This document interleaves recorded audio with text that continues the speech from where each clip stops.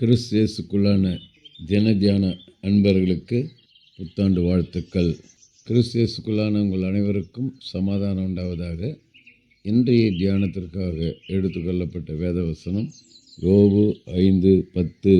தாழ்ந்தவர்களை உயரத்தில் வைத்து துக்கிக்கிறவர்களை இரட்சித்து உயர்த்துகிறார். கடைசி வார்த்தை, வசனத்தினுடைய கடைசி வார்த்தை, உயர்த்துகிறார்.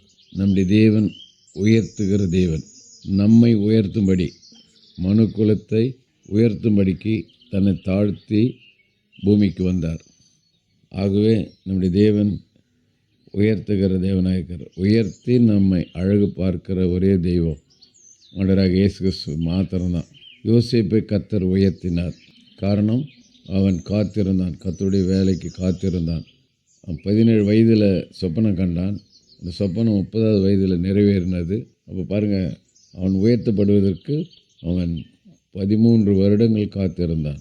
எகிப்தில் அடிமைத்தனமாய் போன யோசேப்பை கர்த்தர் அங்கே உயர்த்தினார். ஆகவே நாம் கூட உயர்த்தப்பட வேணும்னு சொன்னால் கர்த்தருடைய வேலைக்கு, கர்த்தருடைய சித்தத்துக்கு, கர்த்தருடைய நேரத்துக்கு நாம் காத்திருக்க வேண்டும். ஆபிரகாம் 25 வருடம் காத்திருந்தான். காத்திருந்தனால ஈசாக்கை பெற்றான். அவன் மூலமாக இயேசு கிறிஸ்து வந்தார். அது முதல்ல உயர்த்தப்பட வேணும்னு சொன்னால் கர்த்தருடைய கரத்தில் நாம் அடங்கி இருக்க வேண்டும், கீழ்ப்படிந்து இருக்க வேண்டும். ரூத்து மாமியாருக்கு கீழ்ப்படிந்து அடங்கி இருந்தபடினால இயேசு கிறிஸ்து வர்றதுக்கு காரணமாய் ஒருத்தியாய் திகழ்கிறாள். எஸ்தர் ராஜாத்தி உயர்த்தப்படுவதற்கு மொர்தெகாய் தன்னுடைய சித்தப்பாவுக்கு அடங்கி கீழ்ப்படிந்து வாழ்ந்தபடினால 127 நாடுகளுக்கு வஸ்தியாய் ராஜாத்தியாய் உயர்த்தப்பட்டாள். அவங்க நிறைய காரியங்களை சொல்லிகிட்டே போகலாம். இன்றைக்கு நாம் உயர்த்தப்படாமைக்கு என்ன காரணம்? கர்த்தருடைய கரத்தில் நாம் அடங்கி இருக்கிறதில்ல, காத்திருக்கிறதில்ல கர்த்தருக்கு. ஆக இந்த புதிய வருடத்தில் நாம் தீர்மானம் எடுப்போம். கர்த்தருடைய பாதத்தில் நான் அமர்ந்திருந்து காத்திருப்பேன், கர்த்தருடைய கரத்தில் நான் அடங்கியிருப்பேன். தீர்மானம் எடுங்க, ஒப்பு கொடுங்க. கர்த்தர் உங்களை உயர்த்துவார். கர்த்தர் நம்மை ஆசீர்வதிப்பாராக. செபிப்போம். நேசிக்க நல்ல தகப்பனே, நல்ல கொடுத்த நல்ல வார்த்தைக்காக நன்றியப்பா.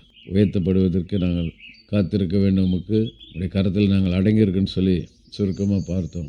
ஆகவே நாங்கள் இந்த வார்த்தைக்கு கீழ்ப்படிந்து செயல்பட உதவி இயேசுவின் நாமத்தில் ஜீவிக்கிறோம் நல்ல பிதாவே, ஆமென்.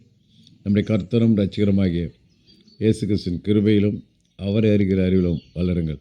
அவருக்கு இப்பொழுதும் என்னென்றைக்கும் மகிமை உண்டாவதாக. நம்முடைய கர்த்தராகிய இயேசு கிறிஸ்துவின் கிருபை உங்கள் அனைவரோடு கூட இருப்பதாக. ஆமேன், ஆமேன், ஆமேன்.